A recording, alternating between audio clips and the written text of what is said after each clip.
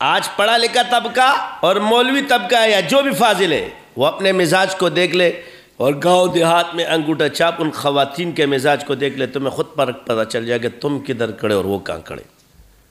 جنہوں نے فطرت سے علم حاصل کی اور تربیت اور مجاہدے سیکھی، ان کے علم میں اور پڑھے پڑھے کے علم میں بہت فرق ہے۔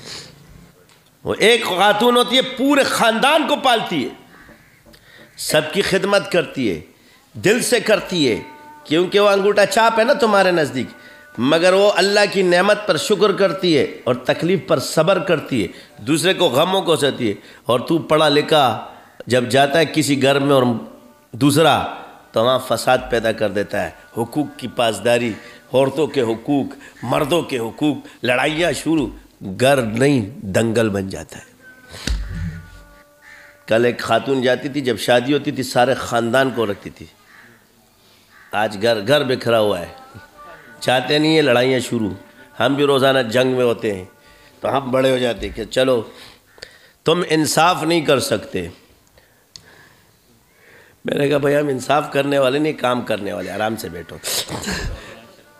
انصاف اور ہم بہت دور کی چیز ہے۔ ہم لوگ اپنے آپ کو عادل سمجھ، عادل اللہ ہے۔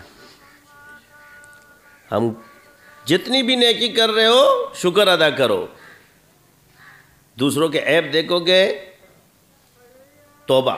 یہی مسئلہ ہے آج علماء طبقہ ہے یا مول اپنے آپ کو جو بولتے ہیں۔ اب اللہ کے ہاں کون عالم ہے تمہیں پتہ ہے؟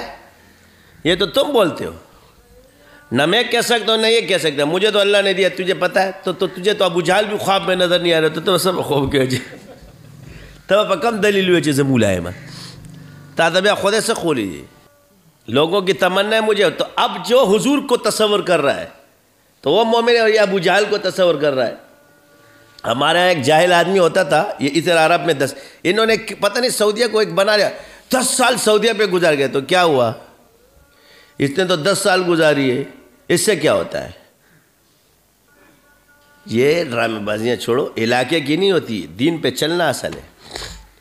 سارے سادات نکل گئے وہاں سے، کدھر ہے بھائی؟ وہاں حضور کا فیض اور دنیا میں سادات کا فیض۔ اب آ جاؤ، میں ان سے کہا گیا جی سفینہ، تو اہل سنت کے پاس دونوں ہے، صحابہ بھی اور اہل بیت بھی ہے۔